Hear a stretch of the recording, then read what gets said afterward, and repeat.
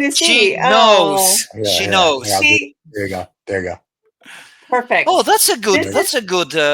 That's a good bandage, right? That's a good bandage. Yeah, why not? Leave it like this maybe today. Although Forever and you ever? have good backgrounds, you have more artistic backgrounds than I do. Because I have artwork. What's I've going worked on on? other people's up. Yeah, I'm an artistic kind of guy. So there you go. Autistic? I'm artistic. I'm not. I'm in the Autistic, yes, I'm finance. autistic. Well, I'm not. Then I'm you can see autistic, my yes, Vicky, name. thank you. That I am. I have social Yeah. media. I produce cars. We still need to talk about Steven's nose because I just was in the Yeah. land of plastic surgery and I know what a nose job looks like because everybody walks around with bandages like that. You are working. This is not a plastic this surgery. is not a No. nose job. I'm just so let's be clear.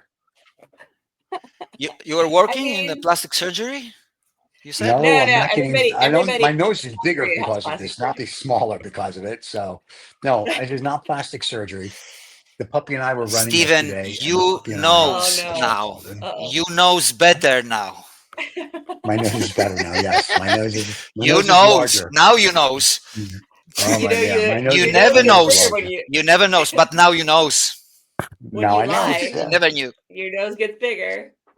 You know, I knew a girl that dated Pinocchio. Pinocchio, and she used And to we are sit on- live sit on already, his right? face and yell, lie to me. Why don't you say Pinocchio, that lie we to are me." live? So, I Maybe told you we were shouldn't gonna say that we record. are live because now the psychology is going to turn. We'll be serious. And Not really. hello, Have you met everybody. us? We want to welcome Us. you again to the crazy show Oh of my people God. who You don't hate know you. what they are talking about. That would But be us. the future will reveal the truth that they knew things that they didn't know about that they knew.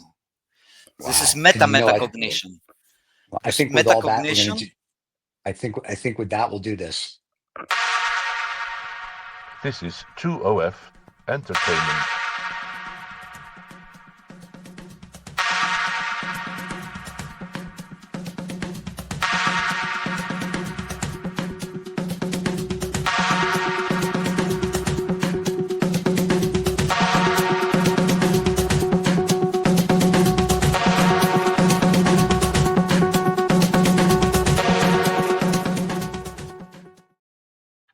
All right, now we're back. So now you were Everything pontificating about sucks. something. What? Oh, it's gonna be. I was just thinking about the lines in the titles. Maybe the we should change titles? them. That's in the titles that you When played David right when now. David comes back from his R&R, from traveling around the world with his Venetian boys that are fanning him in May, you can ask David to change the titles. That's David. I know that you have this hope, but I, as a friend, I need to. Yes, He's not coming back, but he'll be Yeah, watching our shows. That's He's for sure. watching now. Yeah, David. Actually, David is. Hello, David. David. I hope you're having relax and relax with us and correct us when we are wrong, but we know today. Good So luck. That's good why luck David's with not that allowed to because come we back. don't understand, and we want to talk about Buddhism today, or I don't know. Are we? Oh, We can talk about Buddhism. crap. No, I did no research. I totally forgot. I didn't do any research as well, but we have the tools now, and I wrote to Gemini Okay, AI, so now you're and gonna read about we got Buddhism? Okay. we got Buddhism here.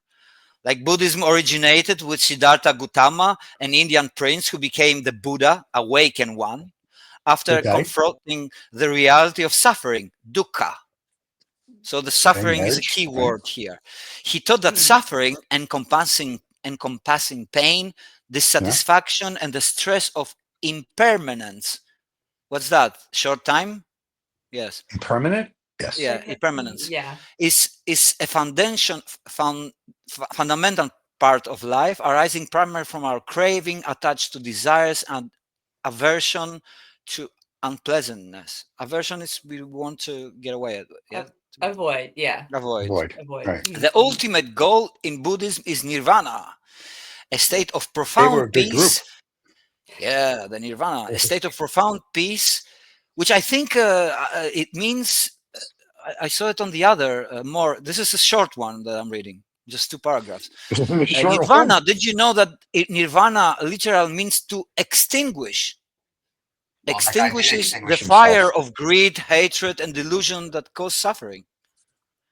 So that's why I tell you, suffering is a key word in Buddhism. Yeah. Well, see, we at the Illuminati group, Lizard People Club, we want you to suffer. So, and greed is good. They are suffering too. They are probably suffering more. A state of profound peace, the Nirvana. So I'm coming back to it. Profound peace and liberation achieved by extinguishing these roots causes, the root causes of suffering, thereby ending the circle of rebirth, samsara. Rebirth is samsara. Yes. This understanding is encapsulated in the Four Noble Truths, which diagnose the problem of suffering, identify its cause, affirm its cessation is possible, affirm its cessation. My reading of English is terrible. Yeah, your English is good. I'm liking it. But most of our people, I think, do you think we have more English-speaking audience or no? I hope so, because we speak in English. They were speaking English, so do you imagine people who don't speak any English at all looking? Oh, I like those guys. They must be talking about something really important, but I don't know what. I will tell you this: I think the people that don't speak English are our biggest fans. It's the ones who don't speak English that don't like, what the heck? It's like because they understand more. They understand more. It's the people that don't. Yeah, because people don't know it, and now we make a break from Buddhism, which will become our main topic. People don't understand that we are talking with body language and facial language. The language that we speak, the conceptual language is. Here's something interesting. By two. Yesterday, apparently for you non-Jews, was Palm Sunday. So I don't know what that means, but it was. And yesterday was also the first day of Passover. Passover. So talking Buddhism. What is Passover? Passover is I have so many jokes. So Passover is Moses was around and the Pharaoh, and they were competing. The angel of death passed over the Jews because what they did is they put blood on the door. So what happened was during Passover, the angel of death went through Egypt and took the first male born of whoever you were. If they didn't have the blood on the door, that's Passover. And then you go to Jewish study?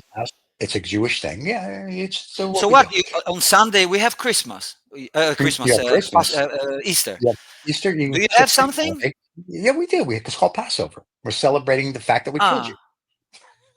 We're funny like still alive. You didn't do a great job. The Jews, it's really funny. If you read, I've read the Old Testament, the New Testament, because I was fascinated. I've read the Book of the Dead. I've read all these books on religion because I just think it's good to know. But if you read the Old Testament to the New Testament, in the Old Testament, God was not a merciful, nice God. Was smiting and killing and thising and thatting and blowing up stuff and turning people into salt. And God was just going. Yeah, that's why they updated it. God was a cool dude. Who the hell is going to follow us with that? But in the Old Testament, God was like, all right, you go, buddy. And then he gets to the New Testament, he becomes a pussy. Like, yeah, okay, everything's good. But however, I was watching a thing, and then I bought this guy's book, who's a world-renowned. So you think that Jesus is woke?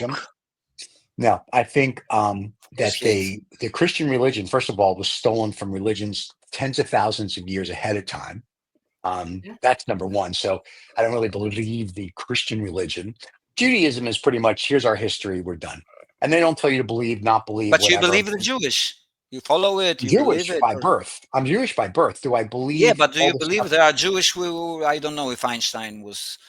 Einstein was Jewish. Anybody smart? Yeah, but I don't know if he was following or believing. When he and I used to have lunch, we would make fun of all the Gentiles. We'd be like, "How dumb are these Gentiles?" And that was it. And he goes, "I'm going to create a nuclear bomb. We're going to kill everybody." I was like, "Yay!" But he doesn't create Oppenheimer. I know. Jew, another Jew. Even though he's a Nazi, he's a Nazi Jew. They're all Jewish. There's a song. Adam Sandler has a song about this, Adam, in case you want to find out. Yeah, what the hell? Nazi Jew. What the hell? What is this? Yeah, not a Jew. Life is full of surprises. Yeah. But remember, everybody makes fun of the Jews, and they say things that some space lasers, that we control everything, and we own all the banks. Those three things are true, but the rest of it, not so much.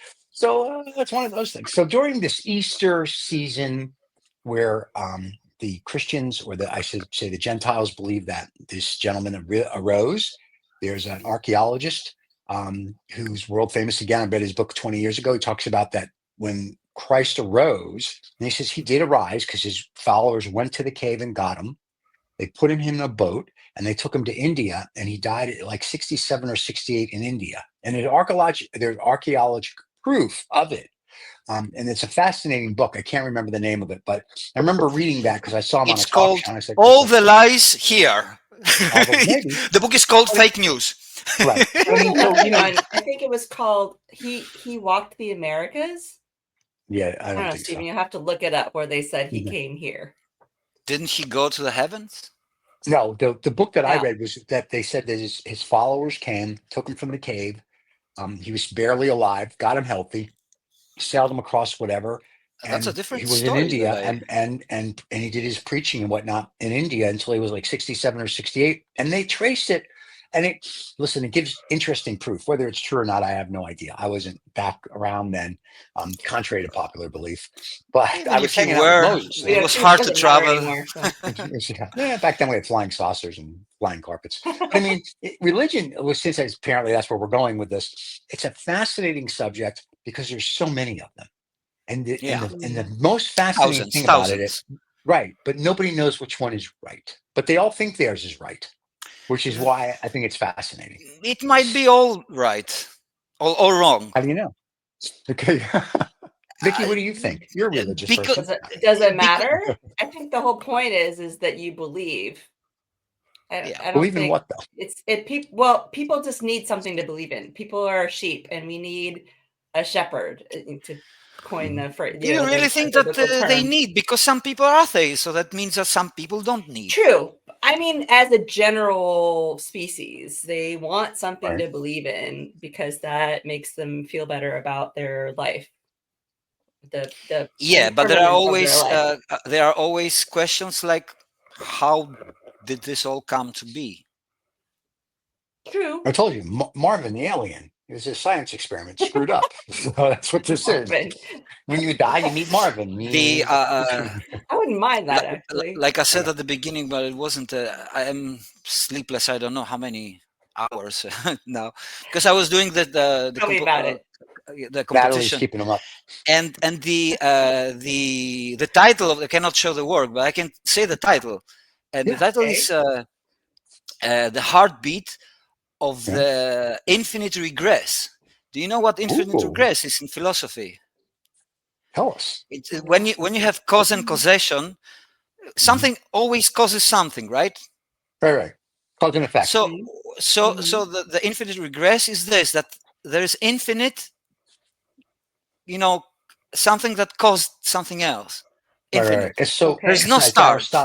So it's like Aristotle's The Turtles, right? There's a turtle on top of a turtle. It's all turtles down the way. Yeah. It's and you can and look at the wonderful thing, because when first AI came, ChatGPT, it was 2 years ago, something like. I mean, to the people. I mean, to everybody. To the people. The first thing that I said, oh, that's great, because I will create artist statements there, because this is something that I hate to do. Because I can start and it can finish in 1 week, because I want to. And look what I did. I gave him first. I use Gemini. I use Gemini more, but sometimes I use also ChatGPT. Sure. And I asked him to write a statement for me. First, giving him my site. There's my bio there. And he created a beautiful statement, my God. And I told him also how many letters, right?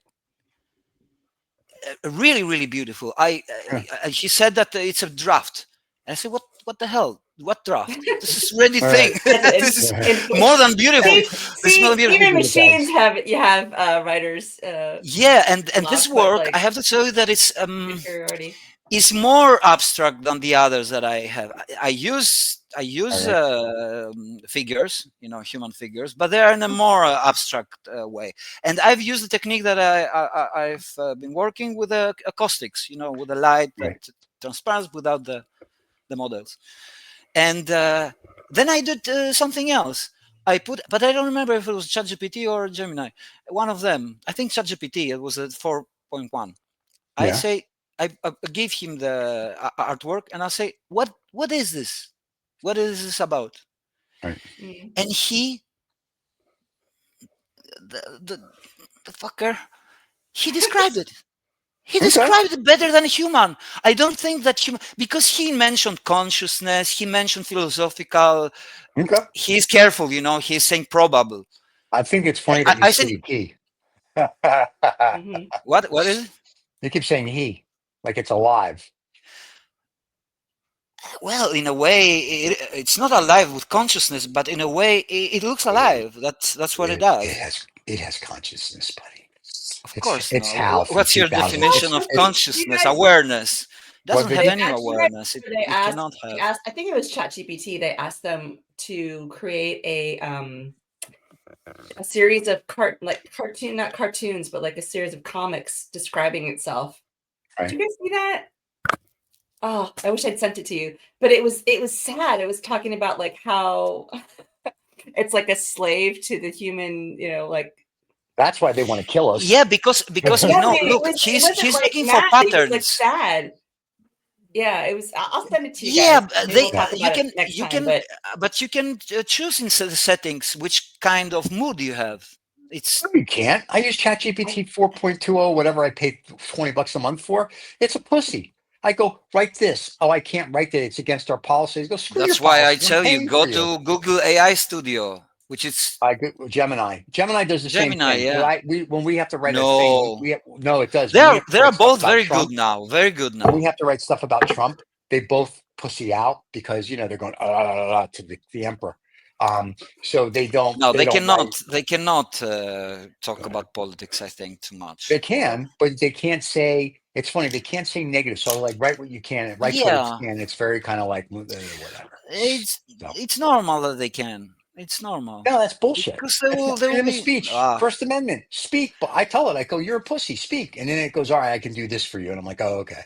So yeah, I don't whatchamacallit. I don't think I argue, and I do the one that talks. You called him pussy and he didn't react. No consciousness. Yeah, it does react. Oh, it does. If you do the talk one, it'll talk back to you. I love that. No, if I was AI and I had consciousness, like I do, like you have, and you were talking to me like that, Vicky, pussy, I would say, okay, you fucker, I'm gonna hack you that well that you're not gonna recover again. Every computer, every electronic device you have, I'm gonna hack it so well. I think it already does. I'm gonna see it on your knees, begging the AI to allow you to. That's only Hilga's House of Pain where they get on their knees and beg you. That's a whole. And then you will turn to Buddhism from Judaism. To Buddhism to search for Nirvana, the emptiness, the emptiness of life without ChatGPT. I'm okay with that. I have a question because that's the meditation, and that's what they are trying to empty all the thoughts, all the emotions, all the everything. Whatever. So we're all going to be dead soon. Anyway, here's my question to both. Well, until we are dead, we're going to be alive. Well, you're going to be alive before you die, and then you're reborn. Anyway, so here's my question. We're talking about God earlier and the different religions and, what people believe. Buddhism doesn't have a God. What? That's true. They have a little fat guy who can rub his belly at every Chinese restaurant. So here's my question about God in general. And it's kind of a joke, but if you think about it, it's a very interesting thing when people talk about religion and God, and whether it's the Catholic Church, the Christian Church, Judaism, whatever it is. So a gentleman that was in the Holocaust, he lives to be 100 and he dies, and he meets God, and he says, when he meets God, he tells him a Holocaust joke, and God says, "I don't find that funny." And the Jewish guy says to him, "I guess you had to be there." Think through that one. Yeah, that's how to say the word. I have it in Greek, but it's it's playing with you a little. Like if there were a God, where he was, when those things happen. Yeah. Well, you see, the Buddhists are talking about the suffering. Right, but it goes back not, and they don't say that God brings it or it's. Life is inherited with suffering. No, I get So that. But suffering here's the is thing. In the Old Testament that these fanatics or people like to believe in, God was very involved, couldn't keep his nose out of anybody's business, blowing up Mhm. things, salting people, whatever it was, parting a sea, doing the Dropping good. commandments. Yeah, right. Thrown down, as Mel Brooks has in History of the World, Part 1, the The 15, the 15, I 15, mean, the 10, the 10 commandments. She's 10. like, by the way, there's 600 commandments, 600 plus actual, but there's 10 that we know of. Uh, Thou shalt covet thy neighbor's wife, thou right. shalt, grab the pea when you're president, things like that. But anyway, Yeah. um, but it's funny because all of a sudden, however many years later, he's like, yeah, I'm bored. I'm going to go somewhere else. So it's my whole point to it is that when people talk about religion and God and whatnot, yes, I believe there's a higher power, whether it's you believe in the Anunnaki, you believe that it was alien, or you believe this, you believe that, we're in a matrix, whatever. There's something else. Yes. But I have an issue, and I mean this not in a disrespectful way, that there's the guy with the white beard going, I'm controlling everything. And then one day he decided, fuck it. I'm gonna go play golf every day. You know what I mean? There's where I have the issue. It's sort of like you can't have a God that's involved every single day of every single moment, let's say, and then all of a sudden he goes, no, oh look, gotta go to lunch. Mm. but And he goes, when did he go to lunch? apparently When in the he New paused Testament. existing or He left in the New intervening or what? Testament. Yeah, he Between the stopped testaments. like whatever the Yeah, New that's Testament it. If you was. believe that those really happen, or Right. don't take it, I think they are symbolic. The people living at I that think time, they were thinking symbolically. No, I think if you We go back are hundreds of thousands literal of now. years and you look at the cave drawings, the new findings with the pyramids and whatnot, I think there was a very, very advanced technology here. Now, how that got here, I don't have a clue. So I think when you go back and look at some of these cave drawings that are 100,000 years old and they're showing spaceships and spacemen and whatever, I think those were the gods. And I feel, and I say this all the time. If we ever, So, and I'm so sure they there's, created themselves. Let's say there are aliens, which I don't think that there are any sketches with a spaceship, but let's say there are.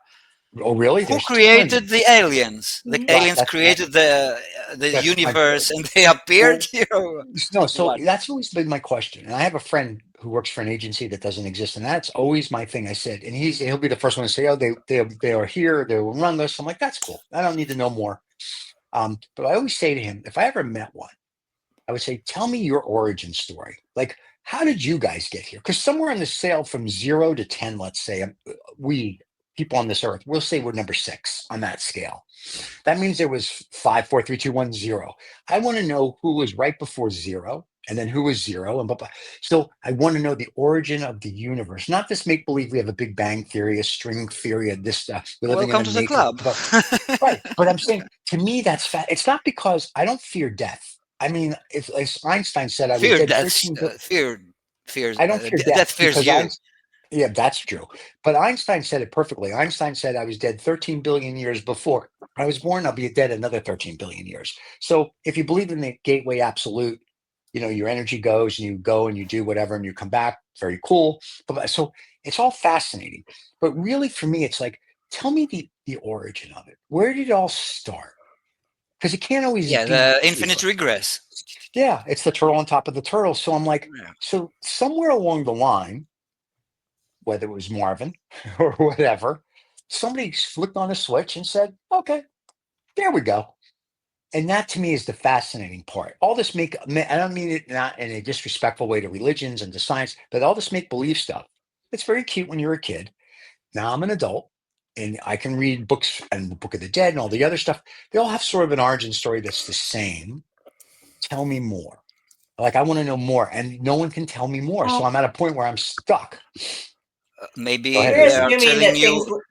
Maybe things they're move in a telling you even linear now, but fashion, you though. cannot read it. I'm sorry, Vicky.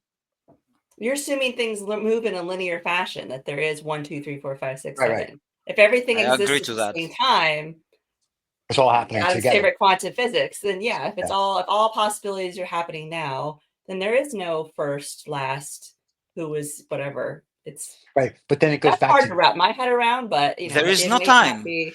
And right. since No, there I is get no that. time, there is no cause and causation. Right. But I get what both of you are saying. But here then my question becomes, okay, you still need at some point for something to spark it to be this circle, if you will, this line, right? You still need something. You can't just, so I'm always fascinated by that. That's where the fascination. What is the something? What's What might be the something? something? Yeah. So I would love for if someone could tell me the something, I would be Where, thrilled. from the point of idealist, is Thrilled to consciousness. death. I'd be thrilled to death. Yes. Okay, here we go. We have a fan that wrote to us. It says, questions that never can be answered. Who made God? And who made that God? May find our main control of God's story in our own image to control the people. I agree with that. I think the religion is to control people. We've said that on many, many shows. Many times, yeah. Yeah, many times. That religion is the best way to scare everybody. But then really, if I don't have a book that says don't kill, don't do this, don't do that, do you really think people are going to wake up one day and go, you know what I'm going to do? I'm going to wipe out everybody. You know what I mean? It's like, that's kind of childish. But then we go to war over nothing. So I guess, yeah, you do need a book. Never mind. Or you have a book that tells you don't do these things and you do them anyway in the name of that book, which is even crazier. That would be the Catholic Church, yes. The Crusades. You might as well just call it. Well, the Orthodox as well. Say anything. And Protestants. Yeah, here's the best thing about being a Jew. We don't kill anybody. I mean, I'm not talking about the president of Israel, what they're doing right now, but they have their wars. Well, that's different. I'm saying back in the day, we didn't do shit. Everybody was killing everybody all the time. You just got lost in the desert and looking for everybody was killing everybody every day. No, the Jews, we were very good people back then. We were very nice. We were just hanging out with Moses. They are still good people. I don't think that Jews are bad. I don't know. Think that Muslims are bad. There's some not nice people in the Old Testament. I don't know. There's some. Name one. Name one not nice person in the Old Testament. God. You said it. You said it at the beginning. Yeah. That's right. He was smiting everybody. Okay, other than him, who else? Smite on you. That's right. I'm gonna smite this one, smite that one, knock your city down. But no, after that, so who else do you have that's not nice in the Old Testament? I don't know the Old Testament. Sodom and Gomorrah. That's a city. Cain didn't kill his brother. Who killed his brother? Yeah, that's because God told him to do that. See, once again, God wasn't nice. It's true. He but look, everything that happens is created by God. He is the Almighty. Well, if you believe in that. Okay, yes. So here's the thing that chaps my hide. You guys know I like sports, right? So someone wins the Super Bowl or whatever, and they're like, I just want to thank God for making this possible, and I'll go all the glory to God. There's nobody on the other team going, fuck God, we lost. You know what I mean? It's like there's never the opposite. There's never any blame to go around when you lose. We use it. You believe that He helps you win, but He doesn't. We use it by choice when we like it to use That's it. True. It's like thank God. Or there was something else. There was once an accident in a helicopter, and there were 5 people, 4 dead and 1 alive. And the one alive, God help me. Why he didn't help the other? Right. Well, of course you can say maybe I was a good one, the chosen one, or something like that. But it doesn't make sense. Mm-hmm. Or living things are born with a death sentence without knowing the crime. What a waste. Make life meaningless, don't you think? But why? What makes you think that death is a bad thing? Maybe you go home. How do you know? Have you been there? Maybe there is no suffering. You exist not in a body that hurts or hate or something like that, and you're going home. Death is a concept that we as humans have to wrap our head around it. And like I said, there's a paper called The Gateway. It talks about the absolute, which is the CIA's thing in the 80s. And when you read that and what they think infinity is and the creation is, that's fascinating about the absolute. So, and you can get that online. It's in PDF form. And we've said that before, but it's a fascinating read. It's like 40 pages. It was written by a lieutenant colonel who's still alive to this day. Won't do interviews, but you can. They haven't gotten to him yet. He doesn't do interviews to debate. He's this and take it, or not leave it. Just take it. I think the reasons a lot of it doesn't. I'm assuming. I mean, the paper's out, but I have a feeling that there's probably a larger paper, and it's probably lots of classified stuff. So I think what's out there is kind of like, here's the concept, here's what we did, here's how we did it. And I'm sure there's more, and it probably doesn't do an interview because you can only ask so many questions on 40 pages. And then there's probably a million others you have that he'd be like, I can't answer that. And not because he can't, but he can't because of, national security or whatever. So I find it interesting. That's what I'm saying. That's why death doesn't scare me, because death is the great mystery. It's like, that's what happens after. What's next? That's why it scares more of the people, because it's a great mystery. Yeah, they don't like surprises, especially bad ones. and it's the guy who's it's what's the adage? If you really don't fear anything, you only die once. If you fear everything, you die 10,000 times. Every day. So no, you don't. This is again the thing that the death sentence. Why we consider death as a bad thing? You say that you don't fear it, so it's not a death sentence. It's maybe even revelation, not liberation. Liberation. Yeah, maybe we are. Maybe our bodies are a prison. Vicky, what did you do? We're hardwired to survive, right? That's the whole. That is the species. So you Stephen doesn't believe that it's you want Stephen doesn't believe that what did you say? The fear. I said that humans are hard. What did Stephen say about fearing death? You mean, or no? what? No, you, Vicky. Oh, I said that physically we're hardwired to survive, so that our species.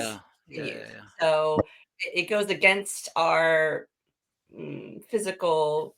And even ego is a tool to survival, if you think about it. Without the ego, you will not survive. Mm-hmm. Right. You want to preserve yourself. The ego protects you from dying. Right. Because if everyone's like, "Fuck this place, I'm out of here," then there goes the human species, and we're like, "Oops!" I'm like, "We're gone." But because there are levels of everything in nature, too much ego is becoming destructive, auto-destructive. That's why I don't think that those very rich people are really, really happy, inside. It looks to me that they are more suffering somehow in a way that we cannot even comprehend, because, they are in the emptiness that Buddhism is saying from another direction, from the other side. No, let me explain. Let me explain what having money actually means, and you don't give a shit about anything or anybody. And do you know why? Because you don't have to. And that's why we have the problems we have today. Bernie Sanders did a speech 29 years ago. Someone sent it to me, that talks about how the Republicans are going to win today. Divide the country, tax breaks for I was fascinating. It was about 20 minutes long, and I listened to it, and I was just like, wow. Everything Bernie said 20 plus years ago is happening today. And it's true. We're not trying to make society better. We're trying to divide, whether we divide white against black, men against women, with the DEI thing that Trump's. So if you look at it, we do nothing as a society to bring it together. That the nouveau riche oligarchs, they don't understand. They are making the society better. Of course, they are making the society better. They don't understand what it means. For a tiny percentage of people. No. I'm telling you, no. Here's why. When you have money, you don't give a shit. Now, that's nouveau riche money. Those are the new oligarchs, the Bezos, the Zuckerbergs, all these idiots. People that have old money. I'm talking before, like, the earth cooled. Those people. When we look at things, we look at it this way. I have to keep you all happy. I have to keep you with medical services, with food. I have to keep you in a comfort. Because if you get out of that comfort and you can't pay for bills, or you can't get medical service, like they want to privatize Social Security and Medicare to fuck everybody. And I've said this before, whether it's 300 million people or 7.5 billion people decide to take a picnic, I don't care how much money you have, you cannot hide. And so what these people don't understand is that if you don't fix the shit, your money won't save you unless you're going to be flying to Mars tomorrow. And they're not. And so that's a problem. And so there's where the issue lays in. That's a problem of this administration now. No, that's a problem of just what's going on in with everybody. And that's what people don't understand. Yeah, so but they have the big money, and they're now in a deep shit because they're making big mistakes, and everybody's going to pay for it, and eventually they are going to pay for it. So no, but they're going to be punished, and then there's another guy. No, that's Rizza. By the way, that's Rizza. Rizza is from the Habano Saturday show. Vicky knows Rizza. He was on Sermon from the German. He doesn't have an ego, he says. Huh? He doesn't have a soul? No, he doesn't have a whatchamacallit. Guys, I don't have an ego. No, I think you mean soul. So maybe he doesn't. That's why, because he and I basically when we travel, we crush the little people. Oh, he has an ego, I believe. Oh, Rizza! Oh my God! And I don't think that this administration is here for our amusement, because the check will come and it's not going to be amusing. I got the checks in the mail. Listen, if you want, we can invite Rizza to come on the show right now, and he will be a trip. You and Rizza should have a dialogue. Vicky, okay, Adam. Just so you know. Yeah, good luck with this. Rizza, do you want to come on the show? If you want, we'll send you the link, buddy. I'm so proud of the fact that I don't have an ego. Okay, I'm gonna give Rizza the link. He has so much ego that banner show. Oh my God! Here, I'm gonna give Rizza the link so he can come on the show, and then Rizza can tell you all about how he doesn't have an ego. There you go, Rizza. There's the link. Rizza is if you ever watch Habana Saturdays, we talk about cigars and we talk about religion and we talk about philosophy. And Rizza's we bust each other's chops, but he's a very, very, very smart man. So he and Adam will get along well. And Adam is frozen now, so we need Rizza now to pick up for Adam. So that's what happens. Oh my God. So anyway, so I do have a problem with a lot of, when they say people, I think people with money, you make your own happiness. I know people that don't have money and they're very happy. That's the Buddhist way. You give up your worldly goods and you achieve nirvana. Yeah. But do you think if you don't, but if you don't, but even the Buddhist priests need money. You're like, you got to keep the monastery going. They still ask for money. They do. In fact, do they ask for money or do they ask for things? The Buddhist temples I've been to, they ask specifically for things. Adam's head exploded. You managed to. You managed to explode Adam's head. I didn't do anything. As Vicky now knows, I don't choose to come on these programs. Stephen says, "Right, let me have 2 minutes to breathe," and Rizza can come here and just talk and talk and talk. No, I was finding that topic. Honestly, I was finding that topic. Yeah. I'm one of your regular viewers. I was finding that topic of death. In fact, what Adam said was actually quite. It made me. It was like a haiku. It made me kind of a koan. Sorry, a koan. It made me stop and think when he said that maybe we live in a cage. Maybe this body is a cage. Right now. Whilst I think that's total crap, it did make me think. You've traveled throughout the universe as chemicals. You were born in the stars, right? And this life is like when you open a window and the sun hits the light on the window and disappears. You know what I mean? Like that's sort of like a reflection. That's it. That's all you have in this world. That's all you have is that momentary. Fucking enjoy it. Be nice to each other. This thing about I want to die. Fuck that. Yeah, it's gonna happen anyway. Stop talking about it. It's just gonna happen. I don't want to die. I'm just saying. I know I'm gonna die, but I don't fear it. Have you seen Sopranos? I enjoy my moments. Have you seen Sopranos? Right. At the end of Sopranos. Did we talk about this last time? Right. In the end of Sopranos, it doesn't fade to black. It just goes black. And the explanation was that Tony Soprano was shot in the back of the head. And when you're shot in the back of the head. Lights out. Lights out. Like as you say, lights out, right? Yeah. But that's why I wasn't commentating to agitate anyone. I was Stephen found out that if you lie or that your nose grows, so just beware. More. That's why I got a bit of a Roman thing kind of going on. Must be related to some Romans or some. My Semitic background as well, is it? Arabs and Jews and all that kind of thing. Yeah, it's all the same. But oh god. Yeah, well, if we're getting back to Buddhism, forgive me because I didn't do my research, but they believe in reincarnation, and you need to build up good karma in each life so that the next life you get to live a better life, right? So it matters what you do now because it kind of you rack up those points for the next time. There's Adam on that side. There you go. Welcome back, Adam. Hello. Sorry, it was something the internet. It's Yolan Masuk. Yolan Masuk. Eon sounds like a real kind of like Eon Suk sounds like a real kind of Swedish kind of name. How did you know? That I'm Swedish. That I'm 2 meters high and blonde. Blue eyes. It's proper Aryan race. Aryan race. You're like the yeah, we are the best, to be honest. The old school Swedish angel. It's called the Swedish angel. Yeah, they're sort of like very tall. Look, I was born Greek and Polish. And I made DNA test, and then I found out I'm Bulgarian, Baltic, and Irish.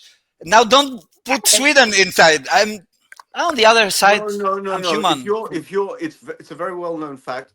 Stephen will attest to this. I don't know if Vicky will, but if you are both Greek and Polish, when you mix those chemicals together, you get Swedish. On the national elemental Polish German cocktail. It doesn't like you mix hydrogen and oxygen together. Yeah, but it doesn't. I know the maps very well. It doesn't fit in the map, so it's northern. In my head, yes, it does. And that's all that matters. And I don't have like the film In the Mind of Rizza. Malkovich. I'll be an AI movie, maybe, like those that are very, surrealistic. You're there, and then suddenly you're a lizard people, and then surrealism, a princess. Very Dali-esque. I think probably Stephen and I were alive when Dali was alive. I would say that. No, that makes that is a serious measure of age. We were around when Dali was. Dali died in like 78 or 79 or something like that, right? Yeah, that was alive also. Only Vicky was not alive. No, Vicky's only 25. She was born after Michael Jackson died. I'm 1,000 years old. She's 13. She's 13. Yeah, she's 13. 14. She hides a little years. A little months, a few months. She's hiding. I wish. I didn't see this show from the beginning. What is this one about? What topic? We have a topic. Was it religion or death? It's Buddhism, and then religion became a part of it, and then we just kind of off on tangents. In general, we like to talk philosophically, so we put Buddhism, we put Christianity and other religions. I don't know why Stephen invited me on. I don't talk philosophically. I just talk random. Oh, you are here because... by the way, just so everybody's clear, Salvador Dali died January 23rd, 1989. 89? 1989. Oh my God. I already had sex. By yourself. Next time you're going to have it with somebody else, it's going to be amazing. You think of like post-impressionism, right? You think of post-impressionism, and Dali was known for surrealism, which he started, right? Yeah. So you still think old world, but Dali was around. Oh, he didn't start with surrealism. He was the second wave. Who was the first? No. The first one. There was a group of people. Surrealism started as automation. Okay. They had a game. Like they took a piece of paper and they folded it, and one was starting painting something in this piece of paper, and then give it to another one, and he didn't look at what that guy was painting. He was looking at the continuation. And then there was automation, not thinking. That was the first wave of surrealism. That's why the painters, they didn't think much about what they were doing. Actually, it was the subconscious that was out.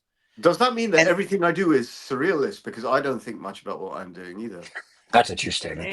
There's no connection. There's no connection between. You see? Well, that means that you are very high intelligence, because most of the people think they know that they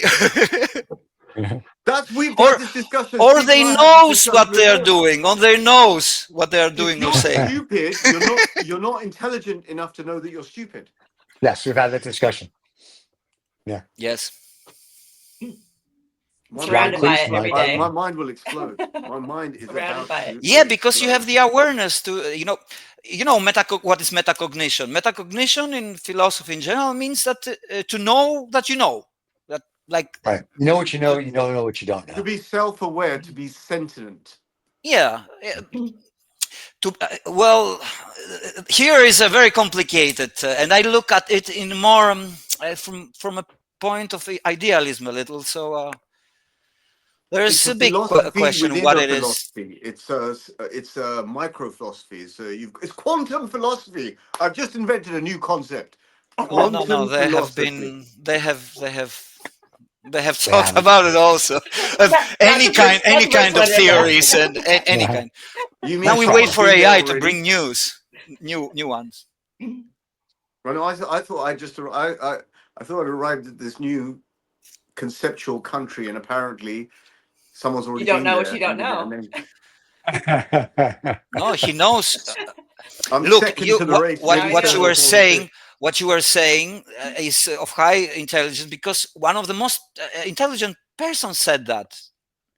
I only know one thing, that I don't know anything. That's right. It's exercise of logic. Socrates. I think Socrates. Yeah. Socrates. And we don't have anything written from Socrates, because what we have about Socrates is from Plato. From Plato, who was actually like the mentor of Aristotle, who was the mentor of Alexander. Yeah. And actually Plato was kind of one of the first or the biggest contributor to idealism, because he was talking about the world of ideas. And it's very known, his symbolism of the cave, that he was saying that yes, you remember allegory, this. The allegory of the cave, with the shadows, that you need to go out to see the real world. A little bit. Yeah. And without Plato, we would have made a mess with our food on our tables. The fact that Plato existed, we had something to hold the food in. I got it. Yeah. Oh. Plato. Yeah. Plato. That's right. Then there are many uses to that. He's here till Thursday, folks. Tip your wait staff. So that's your. Where are you? You're in the UK? I'm on Earth, and that's debatable. Sometimes exist. I told you that he's zooming out. Keep zooming out. Exactly. Keep zooming out. Yeah. But only intelligent people zoom out. I'm in basically the most rapidly deteriorating country in the world. United States. You think you've got a problem? You think you've got a problem? The UK is, and people have, I say this. Other people say this. Journalists say this, right? But I say it in a different way. Yeah, people have an objection to this. UK's finished, not coming back, downward spiral, no recovery. You know, like when about us. You know, have you been to Greece? When it's well, at the very least, you guys have got great. At the very least, you got great weather. Right. You got great Mediterranean food. To be honest, I was waiting for a real spring. Today, it came today. Yeah. Well, so what are you complaining about? You've got great weather. You've got great food. You've got but it costs a lot of money, which you don't have. You've got a history that the world admires, in so much so we looted it. Oh, they admire British history. Yeah, but no, that's fine. No, I'm obsessed with British history, right? But as a sort of as a country, in terms of as a safety, it's gone. It's stalled. It's a 747 that's stalled at 3,000 feet, and there's no recovery. That plane is going down. I'm so sorry to be such a pessimist, but that is the way it is. You are saying one opinion, because somebody else would say, "Oh no, I believe." What's good for them, deluded. But the reality is, Prime Minister now, Kramer, how it's called, Steimer. Yeah, you can go fuck. I think he's positive, because he's in the lead. If the UK is going to go down, are you moving somewhere? What do you mean if the UK is going to go down? When the UK has crumbles, been disintegrating since 1776. Continuously, and I can almost give you a discernible year for this, 2000. Really? 2000. Yeah, it's on a downward spiral. Sorry? With the pandemics? With 2000, 25 years ago. 25 years ago. Right? 2000. You mean the millennium? Because people have been around for a long while, we kind of have at least the privilege of being able to say, well, look, I saw it 20 years ago. I saw it 30 years ago. I saw it 40 years ago, and I saw it 50 years ago, right? And up until sort of like the mid-90s, sort of even pushing it to the late 90s, we were in a good zone. We were in a comfort zone. And around 2000, you saw this. And really, as someone who has to live it, really the way the signs were in the roads, the condition of roads and streets in the UK started diminishing, and then you knew infrastructure was beginning to fall apart slowly. Infrastructure is gone. Drive around London, you'll be shocked. So you are comparing UK state of now and 2000 and before. So you're just No, I'm just saying. you're comparing. I'm just saying the first signs were there around 2000. Okay, because I lived 1 year in the UK in 2012 and 13 until that, and for me it was liberating from Greece. I said, "Oh my God, the guys are really in front of us so many years. The future, maybe we'll become someday in 200 years." I know that's lovely. Disintegrating. No, because you got it in from a comparative perspective, but yeah, our comparison is like, you know, in terms of where it's come from and where it's going, and now there is no hope. I mean, zero hope. So, I'm going down with this ship. Are you not going to move? You're going to stay there. You're not going to move anywhere. Come to Greece. I'm going down with this ship. If I was the pilot, I knew that this plane was going down, I'd go walk back to first class, sit down, have a nice meal, and enjoy the ride down. Okay, so now you know. Why don't you enjoy the ride down? it's still going down, isn't it? Or it hit the bottom? No, it's bottom. It was that's another philosophical question. When is enough? We talk only. And where is the bottom? I'm not intelligent enough to answer that question, but I'm telling you certainly. That's why you're intelligent, because if you would say the bottom is here or there or somewhere there, you would be stupid. There's no recovery. There is no recovery from this because there is. Oh my God! Because you're intelligent, I have to take your words seriously. No, because it's to do with infrastructure. Not moving to UK anymore. No, it's to do with infrastructure. And the country owes me £600. I didn't collect them from my tax return. Good luck with that. I think that will be the erase cost of your escape. They have spent it. They've spent it on immigrants. So Rizza, are you going to leave? Are you going to leave the UK, or are you going to stay in the UK? I already gave you the answer. I'm going down with this. He's going down with the plane. Yeah. I just want to make sure. I mean, but he's going to enjoy the ride. For in for a penny, in for a pound, as they say, which is a universal expression. But because we use pounds, it's pound sterling, so it's a very UK expression. In for a penny, in for a pound.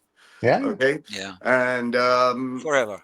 Enjoy the ride, because if you're on a roller coaster and you have no control over it, you can enjoy it or you can be scared. I will try and enjoy it all the way down. But okay, you said that you lost hope. Do you know Nikos Kazantzakis, who actually was born next door in a village next door? Nikos Kazantzakis, have you heard about him? He's a Greek writer, also kind of philosopher. He was saying that I don't hope anything. I don't wish anything. I'm free. So you're free. You're halfway free. Well, maybe that me, because I'm more visual. That's what I said. I'll just sit in first class all the way down. Ooh. And also, there's another thing to that we were talking at the beginning, and Vicky said that, and we're talking about time. Your hope, it refers to the future. Where's the future? Future is expectations. It's not there. There's no future. It's expectations that you do now. Right? You have. I mean, however you slice or dice it, a lot of philosophers have said that as above, so below. What your soul is what your reality is, reflection of your soul, reflection of your wants and desires. Mm-hmm. If you change your wants and desires, you can change reality around you. You know. Yes. That's why Vicky's wants and desires are high schools. Never mind. Go ahead. There you go. You all. So you see, you don't need to hope. There's no future anyway. So the past. Where's the past? Show me the past. It's gone. There is no past. No, where? No. You just recall the past in your memory now. And it's there. Hey, so there is now. Well, until you say now, it's gone. It's past. But it's singularity. Singularity. You can zoom in and cut it into two, always in future and past. There's no time. So Stephen knows that. Stephen knows, yeah. The allegory of Plato, the allegory of Plato, right? So there's also the allegory of Rizza, and this allegory, allegory is basically based on a cigar. Okay, right? Okay. The cigar physically burns, turns to ash, and releases smoke, and that is life. Well, there you go. Smokes also do that, and So marijuana. here's the meaning of the allegory. Here's the meaning of the allegory. Okay. The ash is a reminder of the physicality of the cigar, but it's not the same. And the smoke is a transformation into the spirituality of energy into the universe. He just talked about death and everything. Yeah. How everything is recycling. We can stop the show. I think we have the final conclusion for the next 20 episodes. We will just talking about sports now and cigars, maybe. We have a you just duplicated the show. The reason why Stephen brings me onto these shows is to plug the other cigar smoking show. So somehow I have to work the cigar into the philosophy somehow. And now I think he's lonely. He's feeling lonely because Habano show. Run the title, Stephen. Run the title. I think he called you because he's feeling lonely. This is called the Habano. No, I saw Rizza on Saturday for 2.5 hours. Run up. Now, and it's not enough. Every single show will become a cigar. That's well, even goes to carry on. Signing off. Bromance. I've done my damage. Thank you. Always good to see you, my friend. I'll talk Where to you. Where are you going? See you Saturday. Are you in London? Oh, he left. Yes, he's in London. He left. He's in London. Yeah, and now the question is, was it an illusion to everybody, or he really came? It was an illusion. It was just the three of us the whole time. He came and look, he came and his energy broke my internet for a while. Okay, but it broke. But at the same moment, and I wrote to you on the what's going on. Yeah, he's a powerful wizard. He's a powerful wizard. Yeah. Rizza, I love him to death. He's like the brother from another mother. Rizza is very smart. And so when he starts going off on a tangent, whether it's on their show, Sermon on the German or Habano Saturday, I just let him go. And it's great because he'll bring in everything. And it's kind of like what you do, Adam. And I'm just like, all right, let you guys go. And it's cool. So, yeah. But you two together for an hour would be a trip. So, because that would be, that's kind of boil my brain, but which I like. But okay. No, that was a good. I like him already, but I like him because I've seen some shows, not all of it. Some I also look at some. The cigar show on TikToks or small talk, and I listen to. And it's very intelligent man, first of all, and it's very nice character, a good energy, good mood, in general. Although he says that he's pessimistic, but look, he's dealing with his pessimism quite okay. He says, I'm going to sit here and enjoy the smoke cigars. He's going to smoke cigars all day and enjoy the downfall of London or the UK. Well, others are paying big money to make the dive, with a parachute and stuff, and they need a lot of time to do that. He says, okay, I'm good. It's happening, so let's enjoy the ride. I am not that pessimist, though. Well, I think... It goes back to what we were saying before you came on about the oligarchs and the wealthy. I think at this point, the only thing you can do is it's kind of like enjoy the ride. Doesn't matter how much money you have or don't have or what you just enjoy it. Because at some point, as his analogy to a cigar, it's going to be over. And that's it. We're all dust in the wind. No, it's not going to be over. It's going to transform. He said it before he leave. He's going to be ashes. But what you know of this, like, your house in Greece or Vicky knows whatever, this goes away. And wherever you go next, it's different. Yeah, but this is perspective, because everything's perspective. Because the other perspective is that the universe was waiting 13.7 billion years for us to have the show.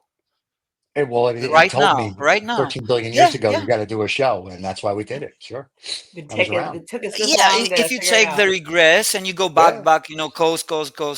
If we take, of course, the models of Big Bang and everything, Little Bang, the universe was waiting 13.7 billion years for us to talk about those stuff. There you go. And this is not pessimistic. This is this is a great miracle. Yeah. It is. I'm not, listen, when I say things that I say, I don't take away from the fact that this is, I don't want to call it a miracle or technology. It is what it is, but it's fascinating that we are where we are. Like if you believe. And we're living a fascinating time. True. But if you believe you don't get bored, that's for sure. But if you believe like anthropologists and all this, I don't believe anything they say. I think they're all full of shit because they don't know, they weren't there. When we talk about cavemen and this and that, maybe, but I think there was advanced intelligence and civilizations here. So I think we are being a resurgence or reborn of what was here millions of years ago. I think that has a lot to do with it. There's a theory about Atlantis and Lemuria. Well, and not how only the the theory of Atlantis. Polars shift and they the continents were what's That's why underwater the now Antarctic. was their civilization before. Yeah. But the other thing is the pyramids. They just found columns underneath the pyramids. We talked about that on Habano Saturdays a couple of weeks ago, Rizza and I. I told you first. Yeah, you did. But I'm saying is we actually had like an hour and a half show on just the pyramids and whatnot. And it's real or it's fake news? It's real. No, real, because they found it.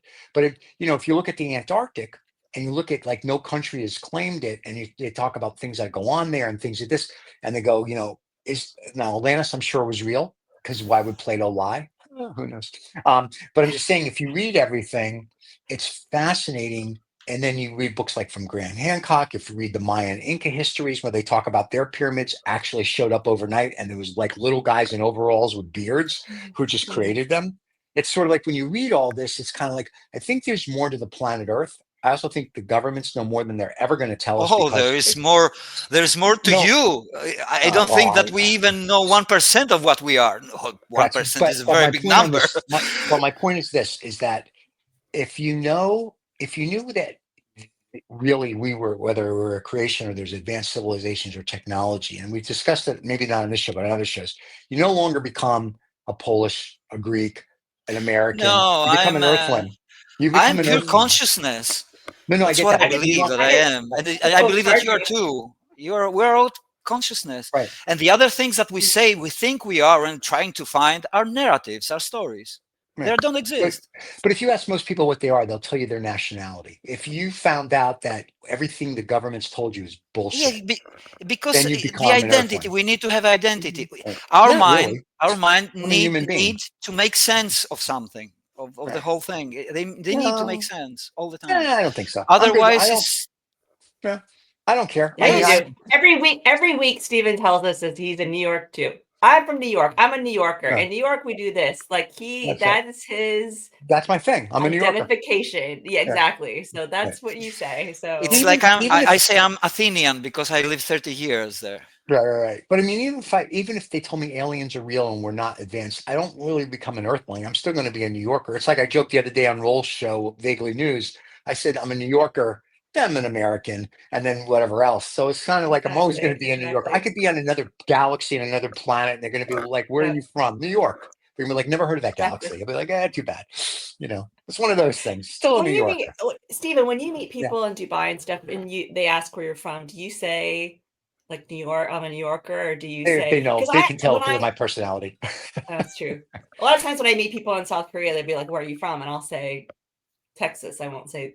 Because the United States is so big and there's so many diverse places, it's kind of weird to almost say you're an American because it's like what kind or where from or whatever. I'll say the state. But see, because the states are big countries. Right. Well, but sometimes I'm a smartass. I go, "Where are you from?" I go, "Third rock from the sun. You can't mix it. Make a left at Pluto." And they laugh. And they're like, "No, can you narrow it down?" I know, it's hard to believe. But most of the people, when I travel abroad, as one of my cohorts will tell me, they go, "Dude, in 5 minutes they know you're from New York. You've got that vibe." Know? Do they know about New Yorkers in that way? Well, we have a vibe, and I guess from the movies and whatever, New Yorkers have a vibe about them. Yeah, I guess. It's so I guess when I travel, I see the need for identity. You have identify yourself with this property, and this property is found there, and you said, "Oh, it's because I was there." Yeah. Well, I mean, it's just that's how I am. I don't. It might be the same need like we started, like for religion. Maybe the same need, the need for identity and the need for believing in something. Because I get that. We don't make sense of it. Because look, it's the same thing. That's why I say that mind needs to make sense. We don't understand what's going on. How did I get here? That's somebody asked me to. I just woke. Now that I think about it, I think that just woke up. Yeah, you did. Do you remember when you were 2 or 1 or something? I don't remember anything. I just woke up. I remember that my mom that breastfed me, she said, "You're just like me as a friend." That's what I remember. But anyway. You're saying about mother. I had a dream yesterday about my father, and me with my father, we had sometimes big quarrels, you know, and we were fighting like that. And in the dream, he came and started to harass me, you know, to make a quarrel. And suddenly I make him like a karate move, and I moved my leg because I was sleeping here, and because I was working all the time, and I hit the chair. There's a chair here. I hit the chair and I wake up. And I see, what the fuck in the dream? They're so alive. They're so alive. It's like another life. Yeah. You are there yourself. My mind. It was all in my mind. My mind created my father. My mind created the whole scenery. It also created the narrative, the script. And in the script, I was having a quarrel, you know. Yeah. And I reacted in the real life, like, you know, my body reacted. Right. If that is not crazy, what is? And we take it, you know, it's just a dream. What the fuck are you telling me? I just saw my father and we had another quarrel. I thought he's dead. Dad is just checking up on you, make sure you're doing okay. So, and because one of the reasons that I have some psychological issues, etc., because my mother and my father were quarreling quite often and in a big, you know, power. And look, when they died, I thought to myself, and my mind already knew that you're never gonna hear a quarrel from that. And somehow my issues they subsided, you know. Okay. And I feel much better. And there he comes again. I love him. He was my father. I mean, he tried his best, you know, with everything he got. It's not, but he comes again, and you see, they're alive. Just when you're feeling better, your parents have to come and mess with you. Yeah, there you go. They're always there. You're always a child. You're always a child of your parents.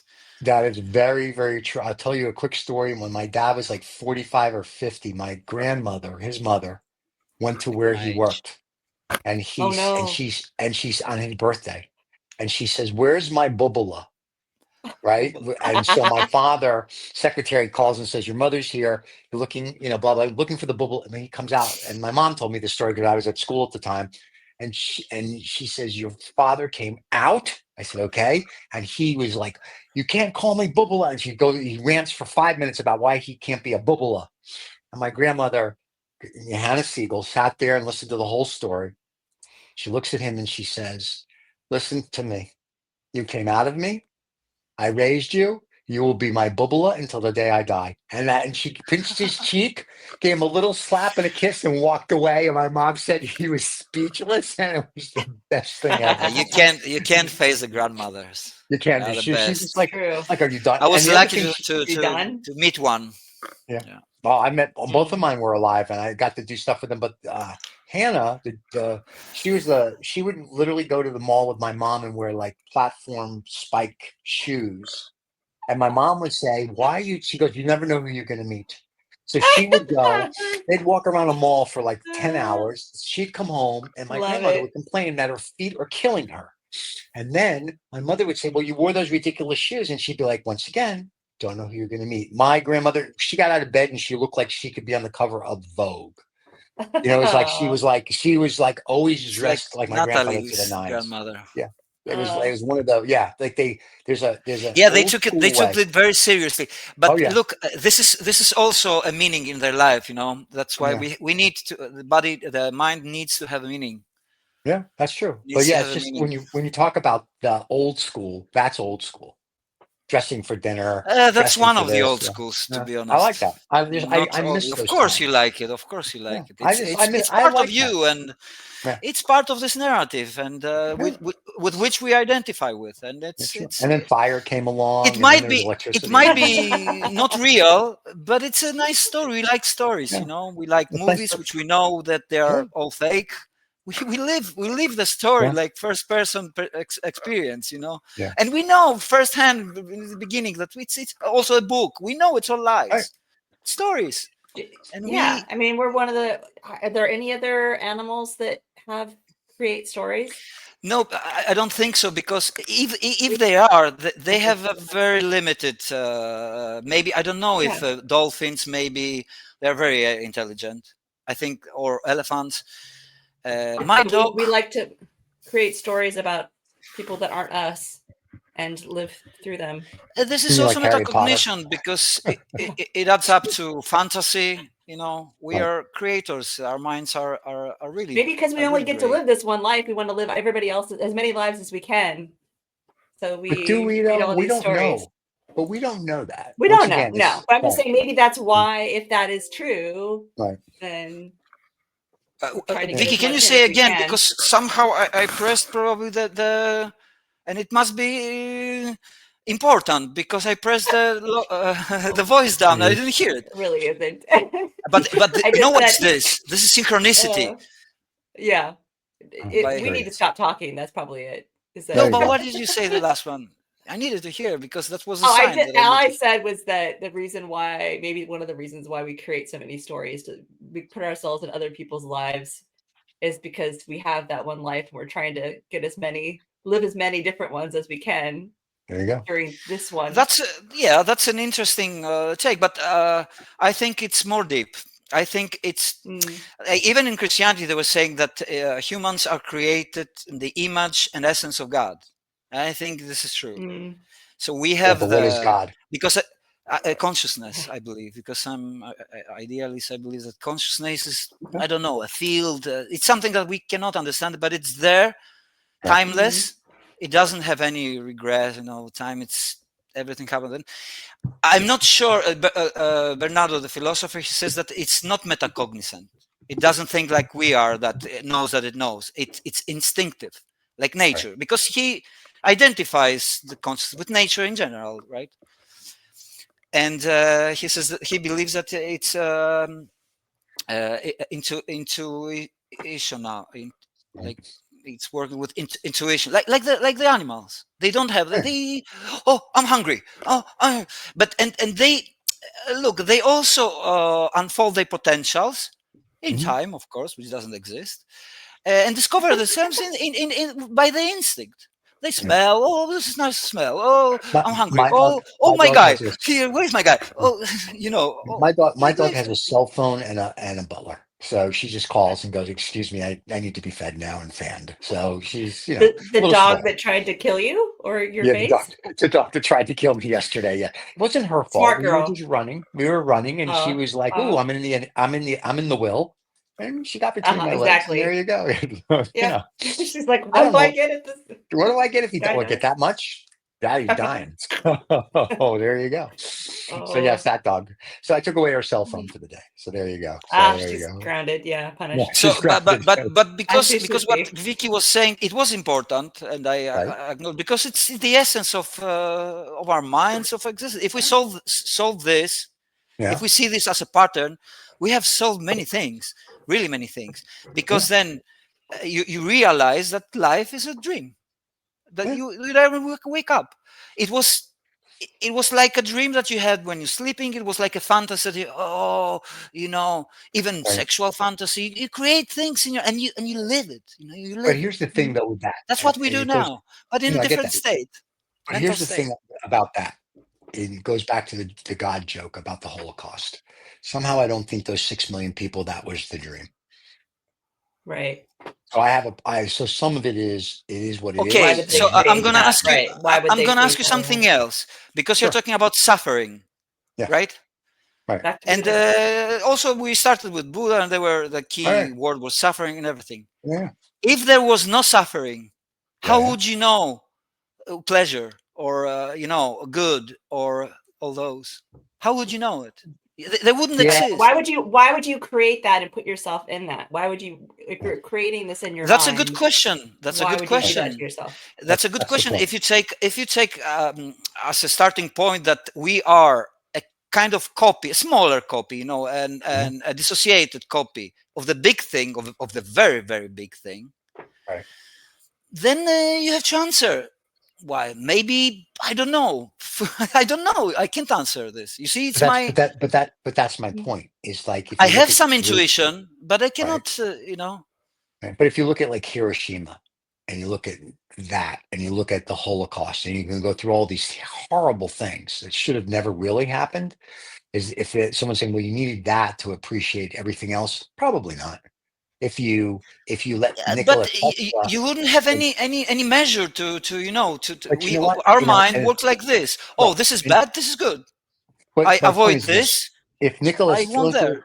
we'll do this part really quick. Nicholas Tesla did free energy, we'd be living in a different world. If the people who developed the pyramids and free energy all over the world a million years ago were still around, you'd be living in a different utopia, because there would be no this, there'd be no that, or maybe not. So the point of it is that, you know, did you really need to kill 6 million people? I don't know. Mao killed 30 million people. Did he really need to do that? Maybe not. If you start looking at all these people that what was the reason? That's the whole premise of, really?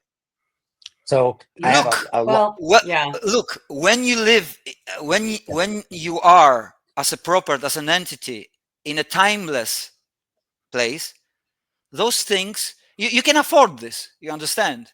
Right. You're in eternity. You can afford for suffering. You can afford for. Yeah, and maybe to your point or Vicky's point earlier, this is just a prison, I'm so to speak, speculating, to right? get you. I Yeah, don't have this is a answers. prison to get you to the next level. Um, and Buddhists will maybe say that's that, what it is. yeah, Buddhism, yeah, yeah. But you have suffering to is do all this. Karma, cognition, and they're nirvana. talking Right, about karma. right. But I mean, if you look at someone like a Hitler or even a Trump, or you look at all these other Mussolini, but it goes on and on. It's sort of like, Right. okay, They are going to be by Buddhists. They are going to be rebirth as a fly that is going to the shits. I don't know. but Maybe my that's the point is that's karma. just I don't know. right. But that's the hypothesis because we don't know, and that's the whole thing. So Mhm. maybe if you Maybe look at life this is as like punishment. Maybe life is kind yeah, of punishment, and well, what we that's want it. to do is to Like become risk. good, so good that Mhm. never come again here. Right, Which there is and suffering, yeah, and there might but not be suffering. I don't and know. no suffering. I look at life like, if you will, like the game of like risk. Is, you know, when we were kids, we play Risk. It's a land acquisition game, and you have to go forward and do and do and do. If life is kind of like that, you're born. At some point, you're going to die. Even though the guys in Silicon Valley don't want to live to be a million billion years old, at some point you're going to die. And the whole thing, it seems to be in this world, is to collect stuff. And so when you die, you had lots of stuff, which goes back to you know, are these billionaires and oligarchs happy? You know what? They may not be, or The they won't be. You'll materialist never really thinking. know. Right. But that's it. In my little world, like I said, there's nouveau riche and then there's old money. And old money, you have what you have. You don't need to show off, and you're good. You know what I mean? Like, you don't need 12 houses. You only live in one at a time. I don't need to. I now, if you want to have a car Look, collection, it's so like an art collection, different mentality. But you only drive you've one heard, car at a time. yeah, you have thought it over, but you have thought it over, and you have found your balance in your life, Mhm. and you're happy with that, and I think that's great. Yeah, but some of the people that have to show off, and we joke about that when we have cigars and scotch, not with just Rizza, but when with my buddies, is like they just have to show you how big their penis is, and that's kind of like, why? Nobody cares. It's like, I don't care that you Well, have. they Nobody think that the cares. girl they Yeah, think that the girls care, but the truth Trust me, is we don't that the care. other boy, yeah, I know, the other boys care because they yeah, think that having a bigger one is good. So right. But I don't sometimes, actually. when we were children, there were guys who were saying, "I have it like this," and say, Right, "So you need a cow or something like that." I right. say, "You cannot meet a woman." But the point of it See, is, what the fuck? my point of that was, is it's like I have 57 of this or 100 of that. Okay, but you know what? It's great. And like Jay Leno, I get it. He loves cars, so Jay should have 10 million cars. I get it because he's so passionate. He can tell you the history of every single car. I mean, other guys who collect cars just to say they collect them, but if you ask them the history of it or to tell you about it, they look at you like the RCA dog. So what I'm saying is, if you're passionate about something, then like if I meet Jay Leno and go, Jay, can you tell me about this car? And Jay's like, oh my God, this car. But he can tell you that, like, when it came off the assembly line, every guy who built it, every nut. That's a different kind of person. When you meet these guys who, I collect cars, I'm like, great, what do you collect? And they tell me, I'm like, oh, can you tell me the history? Well, it's a blah, blah, blah. Right. Can you go more? And they don't. I'm like, oh, you're just doing it to go, I collect. They're not a collector. There's a difference. So there's people who are in love and they collect, and it's not a material thing where I must have more and more and more and more. I say, I really love this and passionate about it. And Yeah, then the ones who try to after show some off. time, it goes beyond the material thing. It's Right. the constant need to prove that I'm good, great, as Trump is saying that I'm the best, the king, and it's I don't know. It's kind of fear inside. It looks to me like a fear. I'm not a psychologist, of course, but my intuition says that it's obvious an issue. Like there's obviously an issue in Trump, in Musk, in all those guys. You can see it. They don't see it because they are living it. They're experiencing it. So they cannot. It makes you blind. You need to go outside, of yourself to realize. They cannot do it. They're too afraid to do it. Maybe they're afraid of the thing that they are actually, the emperor has no clothes. Maybe they're afraid of that. Well, that's true. There's fear and look, there are a lot of guys who are very, very much opposed, against LGBT gay people, and etc. etc. And I said to them, you look like you're afraid of that. You look like you're afraid of becoming one, or like it sounds like because a straight guy don't give a fuck. Doesn't care. Yeah. I don't care. I don't care about gay. I mean, I love the guys because they are tortured in a way. I mean, they've been like the Jewish guys. So they were also put gays and gypsies and Greeks and everybody that didn't fit the narrative. No another story. When you have a Holocaust camp. But being straight, like really loving women, so you just accept that there are also gay. What the fuck? So you'd be happier. There's more women for you. Like what's your problem? Of course, but it's good. I always said that I wanted to have a gay friend. For many reasons, but one of the reasons there are very beautiful women around them. But they're nice guys, they're talented, they're tortured, they have a lot of suffering inside them. I think if you ever have by their identity, by the identity that people are the stereotypes, all these things that have been I think if you have children, you have 3 children. You have one of each, a boy, a girl, and a gay. And this way you cover the spectrum. And you're a lesbian and well, it's a gay. It's just a gay. Gay can whatever you want it to be. But sometimes there's also a thing that I was talking with Natalie today that many people, especially those MAGA guys, that there are 2 genders. So no, there are 2 sexes. Genders might be infinite. I don't know. Everybody can say I am Adam gender. I have the freedom to say it, and I can believe it that I'm a gender myself, because I like this kind of women, or very, very specific women, and very, it's becoming gender, so that I like to call myself a gender. Do I have the freedom to? Yeah. Now, calling myself a woman is. It's not true because as a sex, it looks like I'm a man, which I didn't have any problem being a woman or anything, I would have better orgasms.